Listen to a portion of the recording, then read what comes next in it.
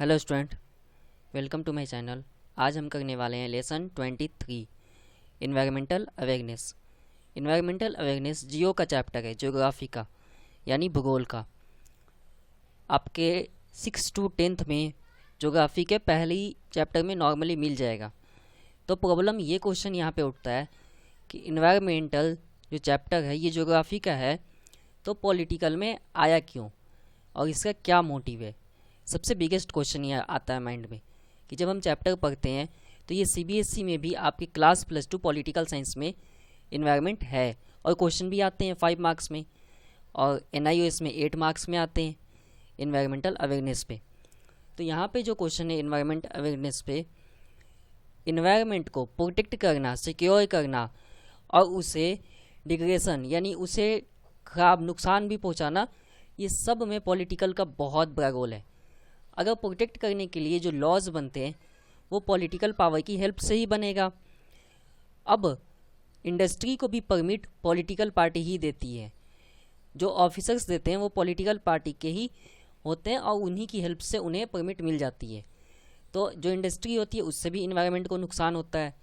तो ये सब इनडायरेक्टली पूरा का पूरा लिंक है पॉलिटिकल से। तो इसीलिए इन्वायरमेंट जो चैप्टर है वो पॉलिटिकल में भी है और आपके जियो में भी है, और इकोनॉमी भी आएगा, लेकिन इकोनॉमी में इतना वाइड में नहीं आएगा, कम पे आएगा। तो एक बार देखते हैं कि आज सबसे पहले हम करेंगे पैटर्न, फिर कॉजेज ऑफ पॉल्यूशन। इन्वायरमेंट सबसे ज़्यादा जो प्रॉब्लम क्रिएट होता है वो पॉल्यूशन से ही प्रॉब्लम क्रिएट होता है। प्रोटेक्ट द इन्वायरमेंट, इन्वायरमेंट को कैसे प्रोटेक्ट करना है, इस पर क्वेश्चन है। तो क्वेश्चन आप देखेंगे, उसके बाद आती है इन्वायरमेंटल डिग्रेडेशन। यहाँ पे बात हो रही है इन्वायरमेंट जो होते हैं उसका नष्ट, इन्वायरमेंट जो नष्ट कैसे होगा है, तो इस पे भी क्वेश्चन है। तो ये भी आप देख सकते हैं, ईयर्स क्वेश्चन में ही लिखे हुए हैं क्वेश्चन। सबसे पहले पैटर्न में ही आपको काफ़ी कुछ पता लग जाएगा कि आपके पेपर आते कैसे हैं। तो पेपर के जो पैटर्न है 8 मार्क्स, 5 मार्क्स, 2 मार्क्स के हैं, 23 क्वेश्चन है और 100 मार्क्स का आपका पेपर है। टाइम 3 घंटे होते हैं ऑर्डिनरी पेपर की तरह। एक बार फिर से देखते हैं लेसन 23 इन्वायरमेंटल अवेयरनेस। एक लाइन कही गई है, without environment no human being life. तो ये बहुत ही इंपॉर्टेंट लाइन है। ऑलरेडी इस पे कम से कम 100 से भी ज़्यादा बार इंटरनेशनल मीटिंग्स हो चुकी है और हर एक कंट्री से प्रेसिडेंट या प्राइम मिनिस्टर जाते हैं इस मीटिंग को अटेंड करने। यहाँ होता क्या है, यहाँ डिस्कस होती है कि अपने अपने कंट्री में इन्वायरमेंट को कैसे प्रोटेक्ट करना है। तो इसी बेसिस पे पूरी डिस्कस होती है। तो पॉलिटिकल जो होते हैं वो प्रोटेक्ट करने में सबसे बड़ा योगदान दे सकते हैं। अगर वो इंडस्ट्री को परमिट देते हैं तो लॉस हो ही गया इन्वायरमेंट का, तो प्रोटेक्ट करने में भी पूरा पूरा योगदान दी जा सकती है। तो आपका पहला जो क्वेश्चन है वो है question number 1, identify and explain the importance measure taken by India to check environment pollution.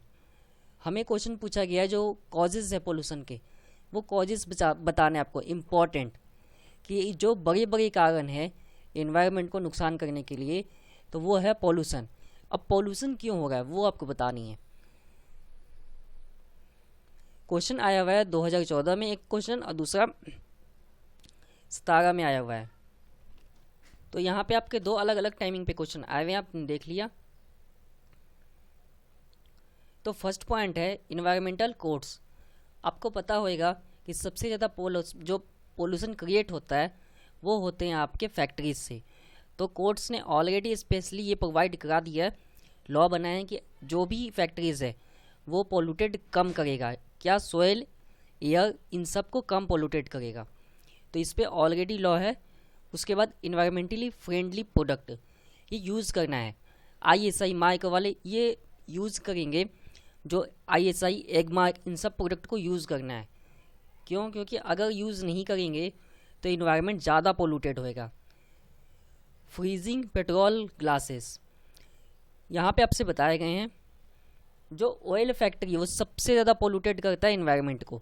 तो ये सबसे बिगेस्ट प्रॉब्लम है, जहाँ से आपकी व्हीकल्स बनती है सबसे ज़्यादा पोल्यूटेड करती हैं।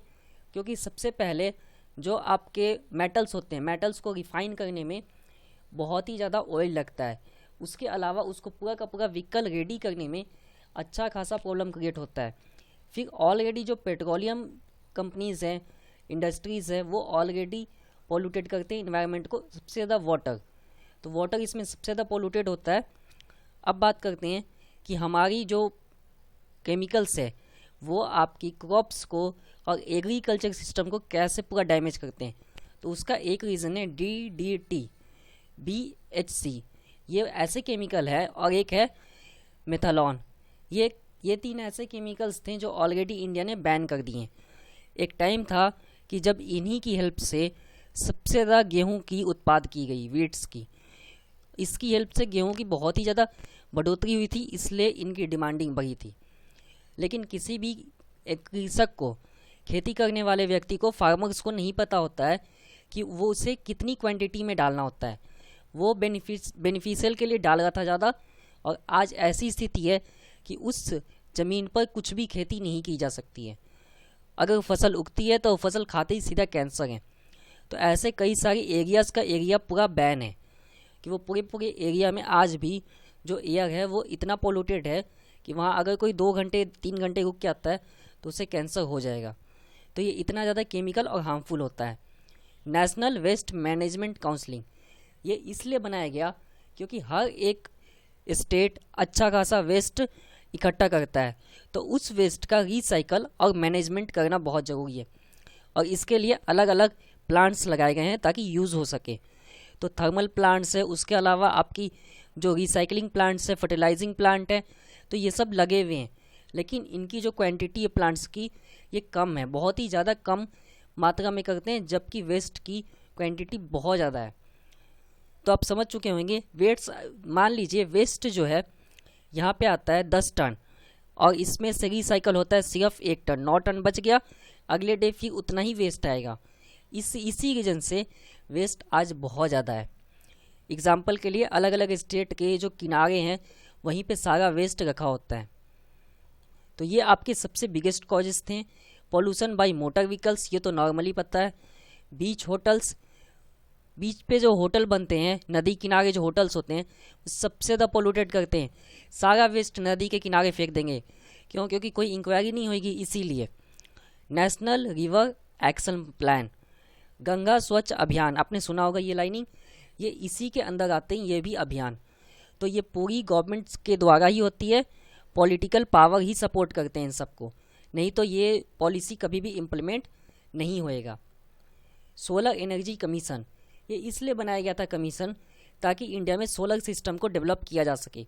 बट सोलर सिस्टम डेवलप करने से पहले जो सिस्टम ऑलरेडी बनाया है उसको ठीक करना ज़रूरी है, तब हम रूरल एरिया में सोलर सिस्टम को इम्प्लीमेंट कर सकते हैं। तो ये आपके कॉजेस थे, 8 मार्क्स में थे, इसलिए इतने पॉइंट्स हैं। 8 में नॉर्मली 10 पॉइंट तो आपको लिखने ही पड़ेंगे, तब 8 मार्क्स मिलने के चांसेस होंगे। क्वेश्चन नंबर 2, ये क्वेश्चन 5 मार्क्स में है और 2015 में आया हुआ है। Highlight any 5 significance measure taken by at the international level to fulfil the commitment to protect the environment. हमने पहले कहा है कि हम फर्स्ट में पढ़ेंगे कॉजेस, तो जो कॉजेस पे था वो मैंने बता दिया। सेकंड क्वेश्चन में हम पढ़ेंगे इन्वायरमेंट प्रोटेक्ट, ये है वो क्वेश्चन, प्रोटेक्ट द इन्वायरमेंट, जो आपको मैंने स्टार्टिंग में ही बताया है। तो आप समझ चुके होंगे कि स्टार्टिंग में मैंने ये चीज़ें क्यों बताई है, यहीं आपको क्लियरिटी हो गया। इन्वायरमेंट प्रोटेक्ट की मतलब होती है हमें उसे सेव करना। अब ह्यूमन होता है, अगर हम बीमार होते हैं तो उसका एक ही रीज़न है कि हम अपनी सेफ्टी नहीं देखते। तो इन्वायरमेंट भी, अगर इन्वायरमेंट की सेफ्टी नहीं देखेंगे तो पूरा का पूरा इन्वायरमेंट इम्बैलेंस होएगा। तो ये एक बिगेस्ट रीज़न है। इसके लिए इंटरनेशनल लेवल पर ऑलरेडी स्टेप्स उठाए जा चुके हैं। पहला स्टेप्स था 1970 में, ये था अवेयरनेस के लिए, सिर्फ हमें बताना था कि हर एक कंट्री को, इसमें 100 कंट्री ने पार्टिसिपेट किए थे, तकरीबन पूरे वर्ल्ड ने पार्टिसिपेट किए थे इस सम्मेलन में, ये जानने के लिए कि ऐसी कौन कौन सी कॉजेज़ क्रिएट हो गए और प्रोटेक्ट हम कैसे करेंगे।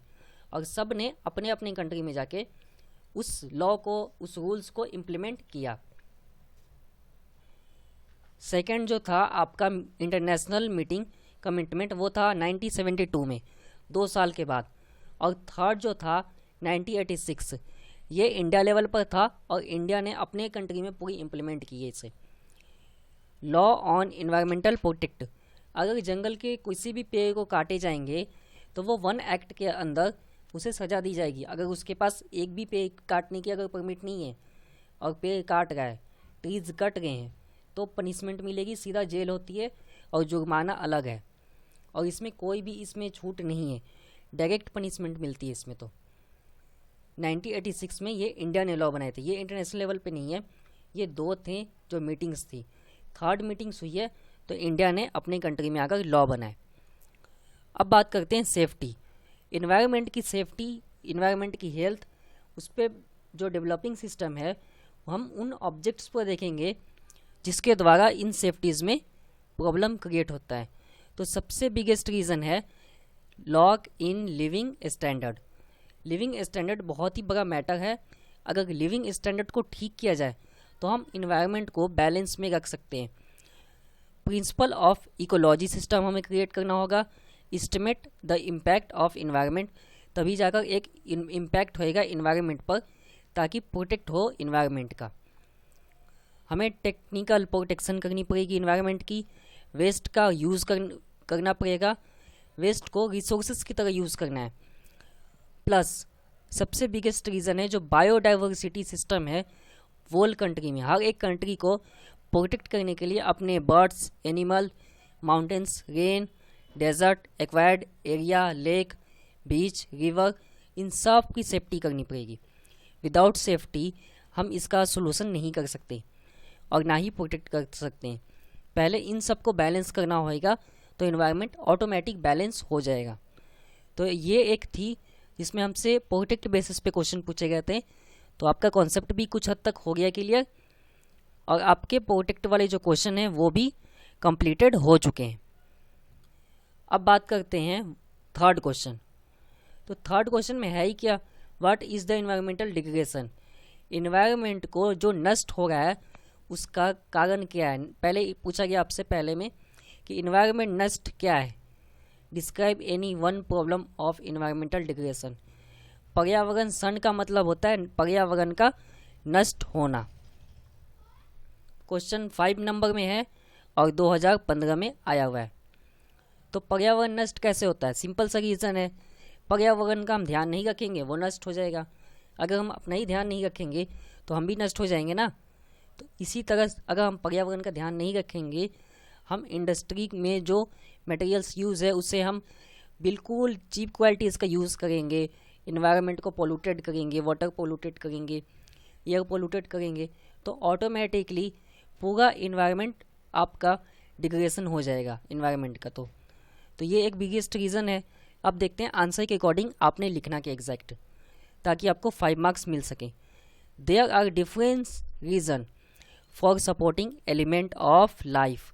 देयर आर 2 रीज़न्स, 2 रीज़न है स्पेशली। फर्स्ट कि जो वाटर रिसोर्सेस है उसे रीयूज़ करना है, फूड एंड अदर एलिमेंट को भी सेम उसको सपोर्टिंग करनी है, और ये सपोर्टिंग कौन करेगा, ह्यूमन। सेकेंड हमारा है रीज़न कि इकोलॉजी सिस्टम हमने बनाना है ताकि पूरा का पूरा ये बायोडाइवर्सिटी एक बैलेंस में हो और साथ साथ इन्वायरमेंट प्रॉब्लम भी सॉल्व हो जाए।